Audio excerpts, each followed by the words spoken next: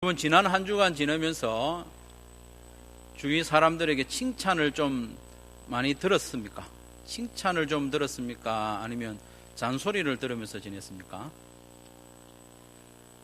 칭찬 듣는 것은 우리가 다 좋아합니다. 나이 든 어른이라도 칭찬 듣는 것을 좋아하고 또 누군가에게 인정받는 것을 좋아합니다. 그러면 여러분은 누구에게 칭찬받았으면 제일 좋겠습니까? 아내나 남편이나 자녀에게 칭찬 듣는 것도 좋은데 하나님께 인정받고 산다면 얼마나 좋을까, 그렇게 생각을 하는 한 주간이었습니다. 요즘 우리가 매일 성경을 통해서 히브리서를 읽고 있는데 특별히 11장에 보면 하나님께 칭찬받는 사람들이 수두룩하게 나옵니다.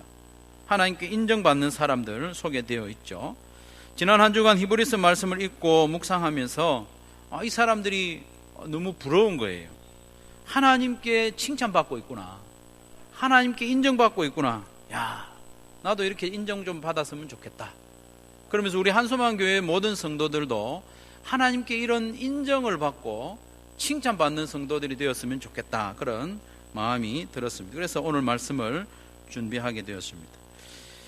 여러분 어떻습니까? 하나님으로부터 여러분 칭찬받으면 좋겠어요? 아니면 걱정 들었으면 좋겠어요?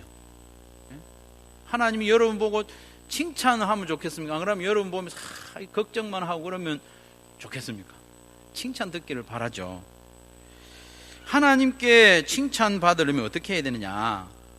믿음이 있어야 돼요. 믿음. 6절 말씀 같이 읽겠습니다. 시작. 믿음이 없이는 하나님을 기쁘시게 하지 못하나니 하나님께 나아가는 자는 반드시 그가 계신 것과 또한 그가 자기를 찾는 자들에게 상 주시는 이심을 믿어야 할지니라. 아멘. 히브리서 11장에 등장하는 이 선진들이 하나님께 칭찬받고 인정받은 이유가 뭐냐? 그건 그들의 믿음 때문이었다고 합니다. 믿음. 그러면 믿음이란 무엇일까요? 믿음이 뭔지 모르는 사람은 없겠죠. 다 믿음이 뭔지는 알지만 막상 믿음이 뭡니까? 이렇게 물어보면 듣기 쉽도록, 알아듣기 쉽도록 설명하기는 좀 어렵죠. 그래서 1절 말씀에 보면 그렇게 요약을 하고 있습니다. 믿음은 바라는 것들의 실상이요 보이지 않는 것들의 증거다. 이 말씀이 믿음에 대한 완전한 정의는 아니겠지만 하나님이 기뻐하시는 믿음이 뭐냐, 그건 좀 가르쳐 주는 것 같아요. 두 가지 측면으로 믿음을 설명하고 있는데, 먼저 믿음은 바라는 것들의 실상이다, 이렇게 말합니다. 바란다는 말은 소망을 말합니다. 소망이라고 해서 자기의 어떤 주관적인 소망이 아니고 하나님이 약속하신 것에 대한 소망, LP죠. 소망. 그 소망들의 실상이라고 했습니다. 실상이라는 말이 참 좋은 말인데 신천지에서 이걸 탁 채택해가지고 사용하니까 마음이 좀 상했어요. 실상이 뭡니까? 실상이라고 하는 것은 과거로부터 누군가 약속한 것이 실제로 이루어졌을 때, 이게 실제로 이루어졌다, 그거 이야기죠. 예수님이 실상이고 실체지 않습니까? 예수님에 대해서 계속 약속을 해왔는데 실제로 나타나셨으니까 믿음은 바라는 것들의 실상이다. 시간적으로 아직 이루어지지 않은 것에 대해서 이미 이룬 것처럼 확신하는 것, 받아들이는 것, 그게 믿음이라는 것입니다. 바라는 것은 아직 소망 상태에 있는 것이지만 시간적으로 아직 이루어지지 않았지만 하나님이 약속하셨으니까 이게 현실에 이루어진 것처럼 받아들이는 것, 그게 믿음이라는 것입니다. 그리고 두 번째로 믿음은 보이지 않는 것들의 증거라고 했습니다. 증거라는 이 용어는 법정에서 사용하는 단어입니다. 법정에서 유죄를 선고하지 않습니까? 유죄를 선고하다, 이게 엘렌코라는 단어인데 거기서 온 단어가 증거예요. 사건에 대해서 판사가 직접 보지 못했죠. 피고가 범죄를 저지르는 장면을 보지 못했는데 무엇에 의해서 선고합니까? 증거를 보고, 이 증거가 나타내 준다는 거죠. 직접 눈으로 볼 수는 없지만 이 증거를 통해서 선고할 수 있는 겁니다. 바로 믿음이라는 이런 겁니다. 믿음은 우리 눈으로는 볼 수 없지만 하나님이 말씀하셨으니까 확실히 있다, 그렇게 받아들이는 것이 믿음입니다. 그래서 믿음은 보이지 않는 것들의 증거와 같다, 그렇게 말씀하십니다. 그래서 믿음은 시간적으로 아직 이루어지지 않은 일에 대해서 하나님의 말씀을 받아들이는 것, 그게 믿음입니다. 물리적으로, 공간적으로 우리 눈에 보이지 않지만 하나님이 하신 말씀이니까 있는 것으로 여기고 받아들이는 것, 그게 믿음입니다. 그래서 2절에 보면 선진들이 이로써 증거를 얻었느니라 하고 있습니다. 선진들이라는 것은 우리보다 앞서 살았던 사람들을 말하는데 믿음의 선조들이죠. 증거를 얻었다. 누구로부터 얻었을까요? 하나님으로부터 얻었다는 거죠. 그런데 여기 2절에 나오는 증거하고 1절에 나오는 증거하고 한글 성경에는 같은 단어인데 히브리 성경에는 단어가 다른 거예요.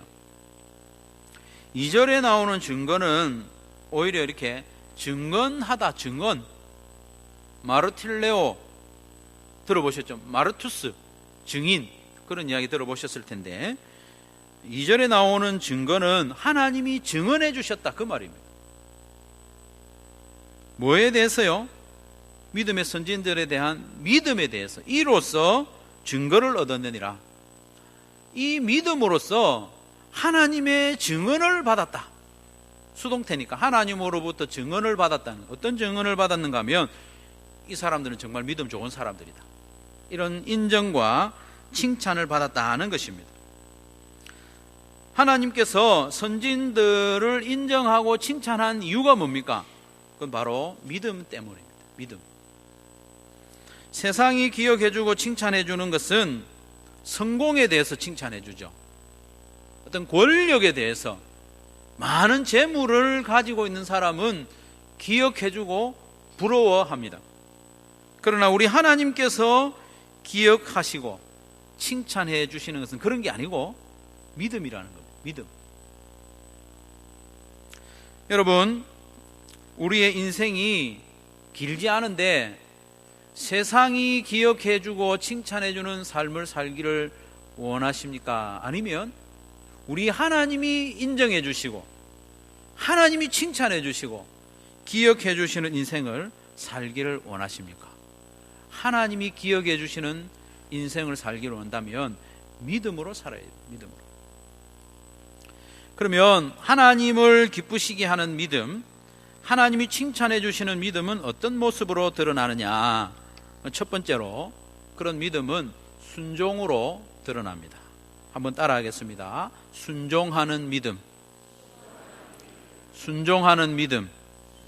이 순종하는 믿음을 우리 하나님께서 칭찬해 주십니다. 7절 말씀해 보면 믿음으로 노아는 아직 보이지 않는 일에 경고하심을 받아 경외함으로 방주를 준비했다 하고 했습니다. 믿음으로 노아는 준비했다 하는 것이죠. 아직 보이지 않는 일에 대해서 경고하심을 받았던, 경고는 우리가 이해하는 그런 경고라기보다는 신탁으로 생각합니다. 계시를 받았다는 거죠.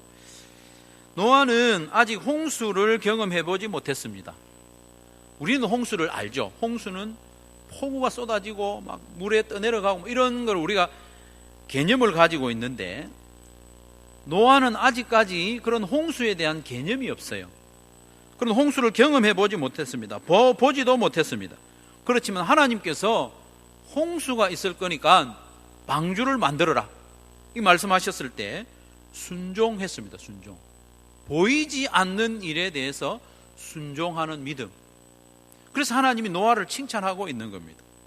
그것도 오랜 세월 동안 인내하면서 방주를 준비했습니다.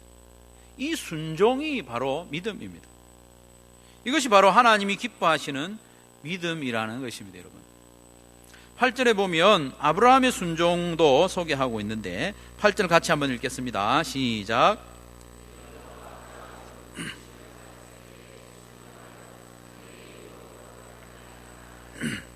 갈 바를 알지 못하고 나아갔으며. 아멘. 하나님께서 아브라함에게 땅을 주겠다 약속을 하셨는데 그 땅이 어디인지도 잘 모른 채, 그 땅이 어떤 땅인지도 모른 채 아브라함은 순종하여 나아갔다고 했습니다.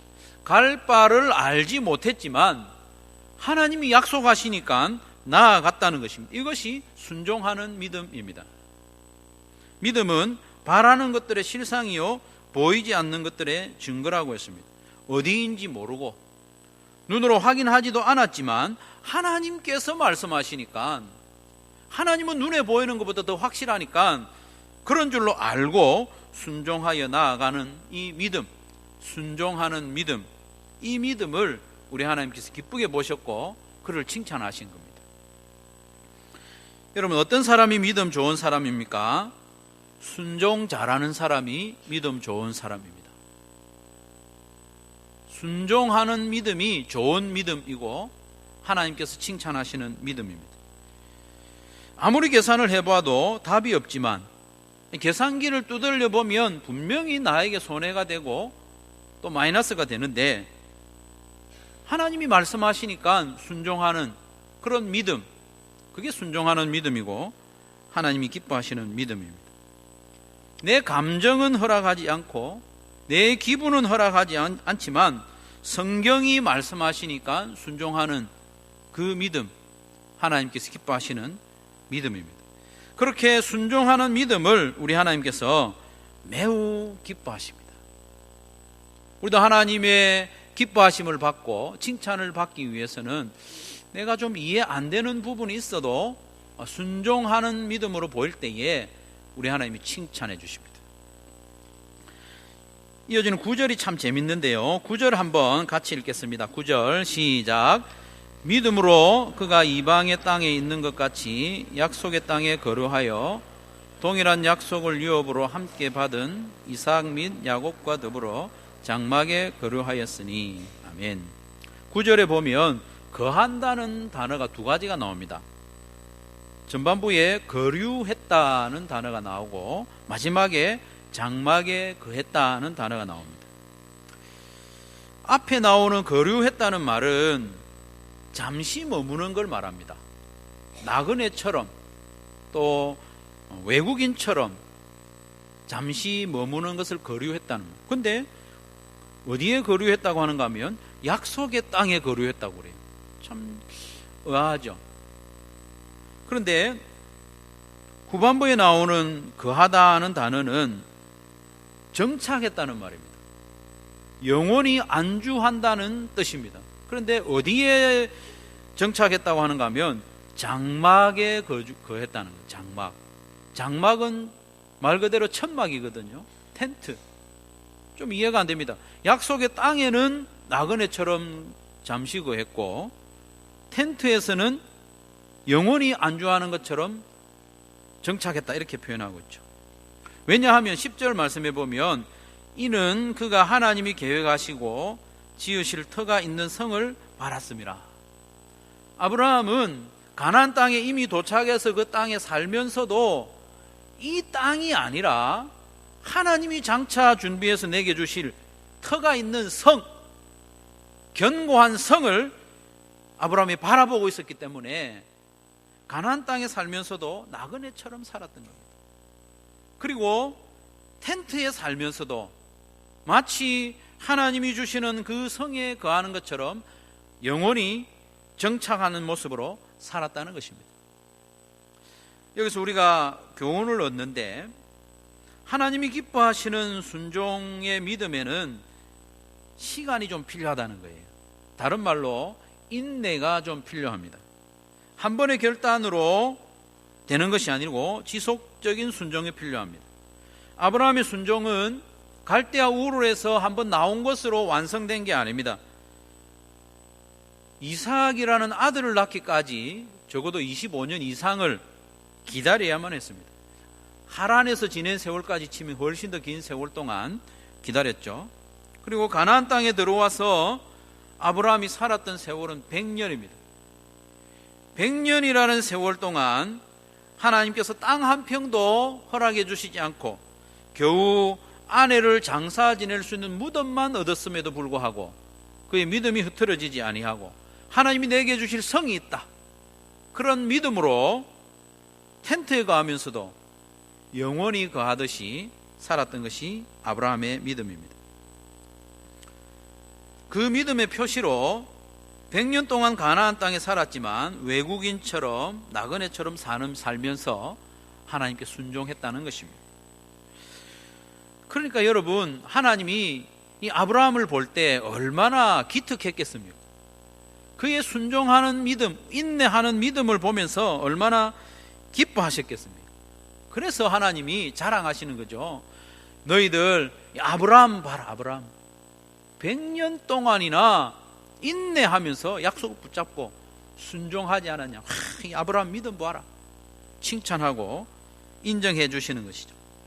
사랑하는 성도 여러분, 저와 여러분의 믿음도 순종으로 잘 드러나기를 간절히 바랍니다. 특별히 하나님의 말씀에 대해서 단순하게 순종하는 저와 여러분의 믿음이 되기를 바랍니다. 가정교회의 핵심은 성경대로 하자는 것입니다. 다른 교회는 성경대로 안 하느냐? 그건 아닙니다. 성경대로 하되 가급적 단순하게 성경을 이해하고 또 이해한 그 성경에 대해서 단순하게 순종하자는 것입니다. 여러분, 성경을 단순하게 이해하고 단순하게 순종하는 데서 가정교회의 능력과 열매가 나타납니다. 성경이 그렇다고 하면 그런 줄로 알고, 성경이 아니라고 하면 아닌 줄로 아는 단순한 믿음, 성경이 하라고 하면 하고 성경이 하지 말라고 하면 안 하는 그런 단순한 순종, 그것이 능력입니다. 단순하게 순종할 때 성장하고 성숙합니다. 신앙생활 오래 해도 변하지 않고 자라지 않는 것은 성경을 너무 복잡하게 생각해서 이래저래 고민하다가 순종에 이르지 못하는 겁니다. 우리 교회가 설교를 하고 바로 헌신하는 시간을 가지는 이유가 뭐냐 하면, 말씀을 받았을 때 빨리 헌신의 결단을 하는 것이 순종할 수 있는 길이기 때문입니다. 말씀을 듣고 한 주간 동안 고민해보고 순종하려고 하면 순종할 수가 없습니다. 가끔요, 설교자인 저도요, 월요일 됐을 때 어제 내가 무슨 설교했는지 기억이 안 날 때가 있습니다. 그러니 우리가 말씀에 대해서 복잡하게 오래도록 생각하고 순종하려고 하면 순종에 이르기가 매우 어렵습니다. 성경을 단순하게 믿고 단순하게 순종하면 반드시 변화와 성장이 나타납니다. 안 나타날 수가 없어요.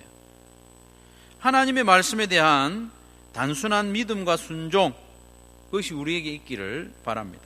하나님께서 세우신 지도자들에 대해서도 순종하며 또 목자 목녀들의 인도에 잘 순종하며 진실한 동력자로 세워지기를 바랍니다.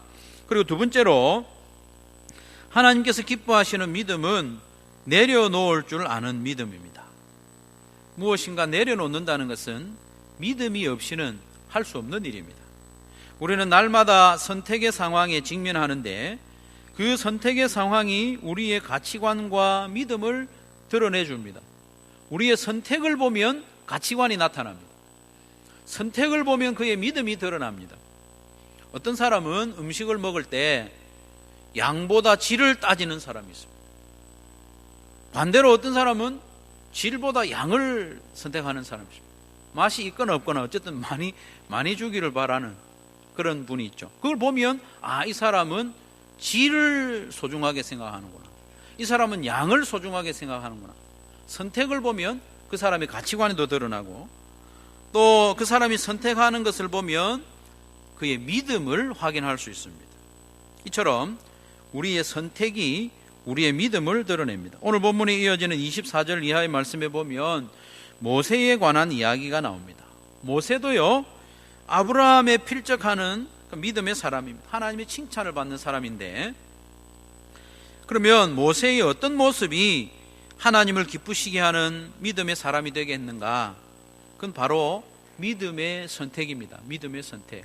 믿음의 선택은 언제든지 자기 욕심을 채우는 방향으로 가지 않고 무엇인가 내려놓는 방향으로 흐르게 됩니다.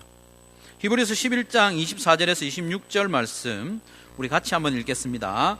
시작.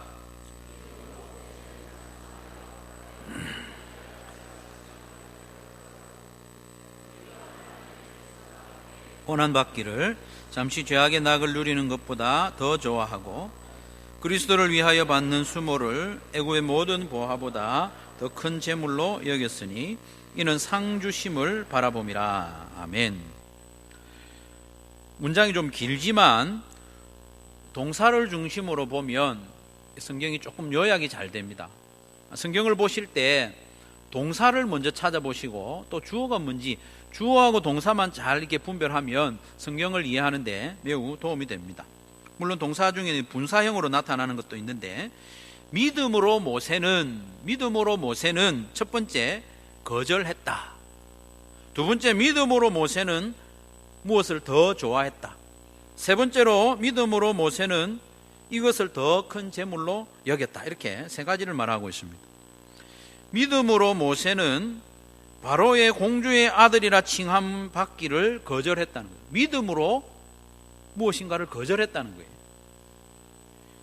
바로의 공주의 아들이라 칭함 받기를 거절하고 도리어 하나님의 백성과 함께 고난 받기를 잠시 죄악의 낙을 누리는 것보다 더 좋아했다. 믿음으로 이걸 더 좋아한 겁니다. 그리고 그리스도를 위하여 받는 수모를 애굽의 모든 보화보다 더 큰 재물로 여겼다. 믿음으로 그렇게 했다는 거예요. 이것이 믿음의 선택입니다. 당시 애굽의 왕 바로의 공주의 아들의 지위는 모든 사람이 부러워할 만한 지위입니다. 혹시 여러분 부모님이 뭐 왕자나 공주나 그런 분 있으세요? 그럼 우리의 지위도 그렇게 되는 거죠. 학자들은 대부분 당시에 이 바로에게는 아들이 없었다고 그래요. 아들이 없으면 누가 권력자가 될 가능성이 있습니까? 딸, 이 공주. 근데 공주에게도 다른 아들이 없는 것 같아요. 모세만 입양을 해서 아들이라고 하고 있으니까 만약에 모세가 가만히 있으면 어떻게 될까요? 가만히 있으면 이 애굽의 왕이 될 가능성이 제일 높은 후보입니다. 그런데 모세는 그 높은 자리, 이미 왕자로 지내는 것도 높은 자리고 왕이 될 수 있는 그 기회의 자리를 믿음으로 거절한 거예요. 하나님의 백성과 함께 고난받는 그 자리가 자기의 자리라고 인정하고 믿음으로 그것을 선택을 한 겁니다. 그리고 모세는 애굽의 모든 보화보다 그리스도를 위하여 받는 수모를 더 큰 재물로 여겼다고 했습니다. 애굽은 큰 나라였습니다. 강대국이었습니다. 그 애굽의 모든 보화를 모아놓았다고 한번 생각해 보십시오. 우리의 상상을 초월하는 거죠. 여러분이 지금까지 경험해 보았던 어떤 경제적으로 화려한 생활, 부요한 생활, 그것과는 비교가 안 됩니다. 아니면 여러분들이 멀찌감치서 누군가를 부러워하면서 나도 저렇게 한번 화려한 삶을 살아봤으면 좋겠다. 그렇게 보았던 사람들, 그런 사람들과도 비교가 안 됩니다. 애굽의 모든 보화라는 거예요. 알라딘이라는 영화 최근에 나왔는데 거기 보면 보물이 쌓여있는 그 동굴에 들어가니까 사람들의 눈이 휘둥그레져 가지고 그 보석들을 만지면 안 되는데 다 만지게 되는 그런 모습을 봤습니다. 아마 우리 앞에 애굽의 모든 보화를 쌓아놓고 너 이거 가질 수 있다. 내 시키는 대로만 하면 된다. 이렇게 하면 우리의 영혼까지 팔고 그것을 소유하려고 하지 않겠습니까? 하지만 모세는 믿음으로 그 모든 것을 내려놓고 오히려 하나님의 백성들과 함께 고난받는 것, 주님을 위해서 헌신하는 것, 그걸 더 큰 재물로, 더 큰 보물로 여겼다. 내려놓는 선택, 이걸 우리 하나님께서 기뻐하셨던 겁니다. 어떻게 그렇게 할 수 있었을까요? 그것은 방금 읽은 말씀 마지막에 나오는 것처럼 하나님께서 주시는 상을 바라보았기 때문입니다. 아브라함이 하나님이 계획하시고 지으셔서 주시겠다고 약속하신 그 성을 바랐던 것처럼 모세도 하나님이 주실 상을 바라보았기 때문에 눈앞에 있는, 실제로 눈에 보이는 애굽의 모든 보화들보다 하나님이 주시는 상을 더 귀하게 여겼다는 것입니다. 그러니 하나님께서 모세의 믿음을 얼마나 기뻐하셨겠습니까? 그래서 하나님 모세의 믿음을 인정해 주시고 그를 칭찬해 주시고 그를 기억해 주셨다는 겁니다. 사랑하는 성도 여러분, 우리의 선택은 어떻습니까? 우리의 선택은 믿음을 따르고 있습니까? 아니면 눈앞에 보이는 재물이나 성공을 따르고 있습니까? 하나님께서 주실 상을 기대하면서 우리는 하루하루 선택하며 살아야 하는 것입니다. 여러분, 여러분이 최근에 했던 선택들 중에 가장 결정적이고 중요한 결정, 선택, 이런 건 어떤 게 있습니까? 아마 여러 날 고민해서 신중하게 선택했겠죠. 그런데 그 선택이 믿음의 선택이었는지 아니면 나의 욕심을 위한 선택이었는지 한번 점검해 보시길 바랍니다. 최근에 했던 가장 중요한 결정, 그것이 우리의 믿음의 선택의 시금석입니다. 우리는 너무나도 자주 이 모세와 정반대의 모습으로 선택을 합니다. 애굽 왕 바로의 공주의 아들이라 칭함받는 것을 우리는 선택합니다. 세상에서 좀 더 높은 자리, 권세의 자리를 얻기 위해서 온 우주의 왕이신 하나님의 자녀됨을 숨기는 선택, 그런 선택을 종종 하지 않습니까? 애굽의 보화, 세상의 보화를 좀 더 많이 소유하려는 마음에 하나님 앞에 당연히 내가 나아가야 할 시간, 예배의 자리도 포기하는 선택을 우리는 자주 하지 않습니까? 그 모든 재물과 권력과 즐거움은 그야말로 잠시인데, 그야말로 잠시입니다. 잠시뿐이라는 것을 잊어버리고 영원한 가치, 하나님께서 우리에게 주실 그 상을 기억하지 않고 잠시뿐인 것을 위하여 우리가 선택하지 않습니까? 세상이 우리에게 권유하는 선택은 마치 우리를 위하는 것 같지만은 그 선택의 길을 따라가면 하나님과의 거리가 점점 멀어지게 되는 것이죠. 처음 들을 때는 세상이 우리에게 권하는 그 선택이 나의 자아가 실현될 것 같고 사람들이 부러워하는 보람찬 인생을 살 수 있는 길인 것 같은데, 세상이 권유하는 선택으로 따라가다 보면 하나님과 점점 멀어지고 믿음의 관계가 소원해지는 그 결과에 이르게 되는 것이죠. 믿음의 선택은 뭔가 내려놓는 선택입니다. 그렇다고 해서 우리가 망하는 선택은 아닙니다. 하나님이 상 주시는 선택입니다. 믿음은 선택으로 드러난다고 했습니다. 그 선택은 하나님께서 주시는 영원한 상을 위하여 이 땅의 가치를 조금씩 내려놓는 선택입니다. 그것이 바로 믿음의 선택입니다. 믿음은 바라는 것들의 실상이요 보지 못하는 것들의 증거라고 했습니다. 믿음의 선택은 무엇을 선택합니까? 우리 눈에 보이는 것을 선택하는 것이 아니라 눈에 보이지 않는 하나님의 상, 하나님의 약속, 아직 이르지 않은 미래의 그 약속을 붙잡고 오늘을 살아가는 것입니다. 여러분, 세상은 우리에게 어떤 선택을 권유합니까? 눈에 보이는 것을 잡으라는 겁니다.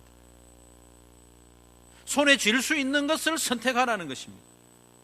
그러나 그 길로 가면 하나님과 멀어집니다. 그래서 믿음이 있는 성도는 하나님이 주실 상을 바라보면서 내려놓고 섬기고 헌신하는 선택을 할 수 있는 것입니다. 그렇게 할 때에 하나님께서는 우리의 믿음을 칭찬해 주십니다. 인정해 주십니다. 믿음이 없이는 하나님을 기쁘시게 할 수 없다고 했습니다. 우리가 아무리 손에 잡히는 것을 많이 가지고 눈에 보이는 것을 많이 소유한다고 해도 믿음으로 선택하지 않으면 하나님을 기쁘시게 할 수 없습니다. 사랑하는 성도 여러분, 저나 여러분이나 정말 하나님께 칭찬받는 그런 인생 살기를 원합니다. 저도 그렇게 원하고 여러분도 그렇게 되기를 원합니다. 그렇게 되기 위해서는 믿음으로 살아야 합니다. 우리의 믿음이 순종으로 드러나고 우리의 믿음이 좀 손해보고 내려놓는 그런 선택으로 드러나는 그런 삶을 살아갈 수 있기를 바랍니다. 그럴 때에 히브리서 11장에 나오는 믿음의 선진들처럼 하나님께서 우리를 칭찬해 주시고 인정해 주시고 기억해 주실 줄로 믿습니다. 우리 그런 믿음의 사람 되기를 주님의 이름으로 축원합니다.